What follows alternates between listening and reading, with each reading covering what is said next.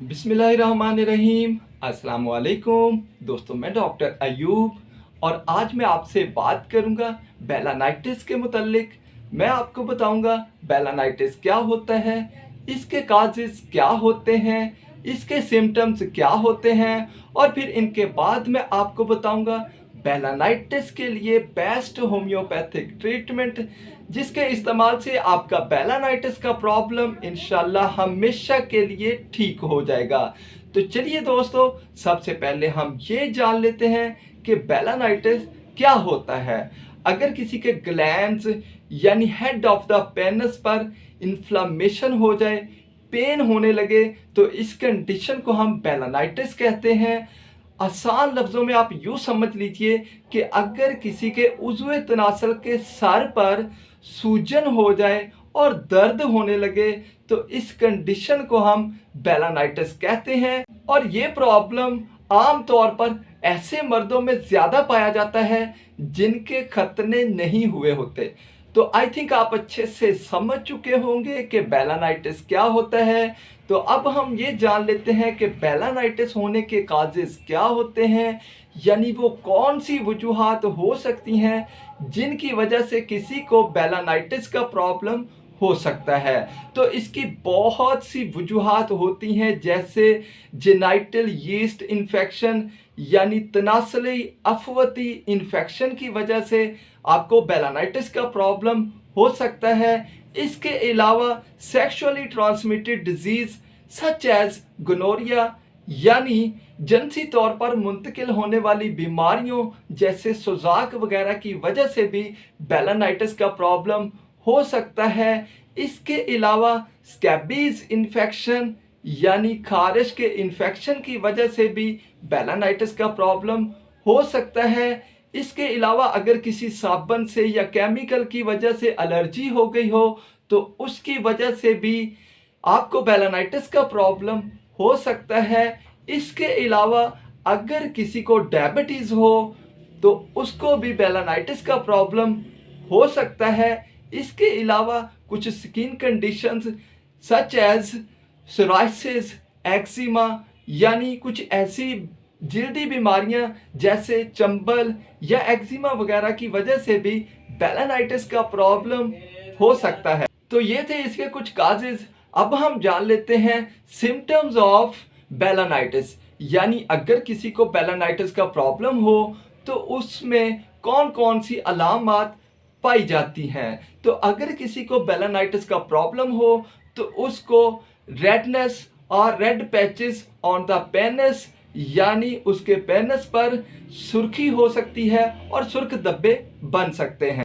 Pen and irritation on the glands यानी उज़्वे तनासल के सर पर दर्द और जलन होना। इन्फ्लामेशन यानी सूजन होना। इचिंग अंडर द फोरस्किन यानी उज़्वे तनासल की खाल के नीचे खुजली होना। पेनफुल यूरिनेशन यानी पेशाब दर्द के साथ आना। White discharge under the foreskin यानी उज़्वे तनासल की खाल के नीचे से स्याल मादे, सफेद रंग के स्याल मादे का इखराज होना। फाउल स्मेल यानी बदबू का आना। तो ये इसके कुछ सिम्टम्स थे। अब हम जान लेते हैं बेलानाइटिस का बेस्ट होम्योपैथिक ट्रीटमेंट, जिसकी सबसे पहली और बहुत ही इफेक्टिव मेडिसिन है मर्कसाल 30। अगर किसी को बेलानाइटिस का प्रॉब्लम हो, उसके ग्लैंड्स पर यानी उज़्वे तनासल के सर पर सूजन हो, सुर्खी हो, दर्द हो और इसके साथ साथ उसको खुजली हो, तो फिर मर्कसाल 30 बहुत ही इफेक्टिव मेडिसिन है। ये आप सुबह, दोपहर, शाम, दिन में 3 बार यूज करवाइए। इससे बेलानाइटिस का प्रॉब्लम इंशाल्लाह ठीक हो जाएगा। अब हम चलते हैं इसकी सेकंड मेडिसिन की तरफ, तो वो है एपिसमेल 30। एपिसमेल 30 बेलानाइटिस के लिए बहुत ही इफेक्टिव मेडिसिन है, ख़ास तौर पर तब अगर किसी को बेलानाइटिस का प्रॉब्लम हो, उसके पेनिस पर इन्फ्लामेशन है और साथ में पेन ऐसा हो रहा है, दर्द ऐसा होता है जैसे डंग लग रहा हो या काटने जैसा दर्द हो, तो एपिसमेल 30 बहुत ही इफेक्टिव मेडिसिन है। ये सुबह, दोपहर, शाम, दिन में 3 बार यूज़ करवाइए। अब हम चलते हैं इसकी थर्ड मेडिसिन की तरफ, तो वो है थूजा 30। अगर किसी को बेलानाइटिस का प्रॉब्लम हो और साथ में उसको गोनोरिया यानी सुजाक हो तो थुजा 30 बहुत ही इफेक्टिव मेडिसिन है। जब अगर सुजाक हो, बेलानाइटिस हो या सुजाक रहा हो तो थुजा 30 बहुत ही इफेक्टिव मेडिसिन है। ये सुबह, दोपहर, शाम दिन में 3 बार यूज करवाइए, इससे बेलानाइटिस का प्रॉब्लम इंशाल्लाह ठीक हो जाएगा। तो अब हम चलते हैं इसकी फोर्थ मेडिसिन की तरफ, तो वो है आर्निका 200।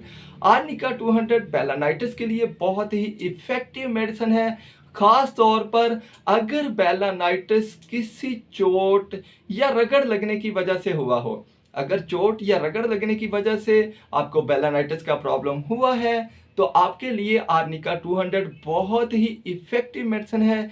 ये सुबह, दोपहर, शाम दिन में 3 बार यूज कीजिए, इससे आपका बेलानाइटिस का प्रॉब्लम इंशाल्लाह हमेशा के लिए ठीक हो जाएगा। तो दोस्तों ये थी बेलानाइटिस के मुताल्लिक वीडियो। कैसी लगी आपको ये वीडियो? अगर अच्छी लगी हो तो इसे लाइक, शेयर और मेरे चैनल को सब्सक्राइब करना ना भूलिएगा, बिल्कुल ना भूलिएगा। और इसके साथ ही बेल आइकन का बटन भी दबा लीजिए ताकि मैं जब भी कोई नई वीडियो अपलोड करूं तो आप सबसे पहले उसे देख सकें। और इसके साथ ही अगर आप किसी और डिजीज़ के बारे में पूछना चाहते हैं तो वीडियो में कमेंट करके मुझसे उस कंडीशन के बारे में, उस डिजीज़ के बारे में पूछ सकते हैं। इसके साथ ही मुझे इजाज़त दीजिए।